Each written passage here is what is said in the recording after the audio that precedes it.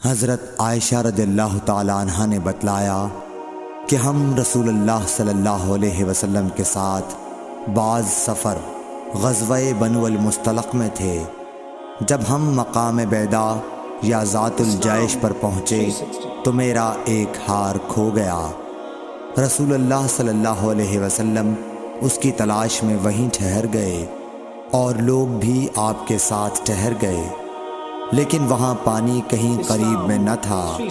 لوگ حضرت ابو بکر صدیق رضی اللہ تعالیٰ عنہ کے پاس آئے اور کہا، حضرت عائشہ رضی اللہ تعالیٰ عنہ نے کیا کام کیا کہ رسول اللہ صلی اللہ علیہ وسلم اور تمام لوگوں کو ٹھہرا دیا ہے، اور پانی بھی کہیں قریب میں نہیں ہے اور نہ لوگوں ہی کے ساتھ ہے۔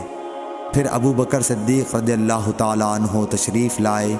رسول اللہ صلی اللہ علیہ وسلم اپنا سر مبارک میری ران پر رکھے ہوئے سو رہے تھے۔ فرمانے لگے کہ تم نے رسول اللہ صلی اللہ علیہ وسلم اور تمام لوگوں کو روک لیا، حالانکہ قریب میں کہیں پانی بھی نہیں ہے اور نہ لوگوں کے پاس ہے۔ حضرت عائشہ رضی اللہ تعالیٰ عنہ کہتی ہیں کہ والد ماجد رضی اللہ تعالیٰ عنہ مجھ پر خفا ہوئے، اور اللہ نے جو چاہا انہوں نے مجھے کہا اور اپنے ہاتھ سے میری کوکھ میں کچوکے لگائے۔ رسول اللہ صلی اللہ علیہ وسلم کا سر مبارک میری ران پر تھا، اس وجہ سے میں حرکت بھی نہیں کر سکتی تھی۔ رسول اللہ صلی اللہ علیہ وسلم جب صبح کے وقت اٹھے تو پانی کا پتہ تک نہ تھا۔ پس اللہ تعالیٰ نے تیمم کی آیت اتاری اور لوگوں نے تیمم کیا۔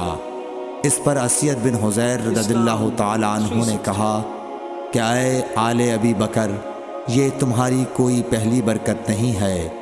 عائشہ رضی اللہ تعالیٰ عنہ نے فرمایا، پھر ہم نے اس اونٹ کو ہٹایا جس پر میں سوار تھی تو ہار اسی کے نیچے مل گیا۔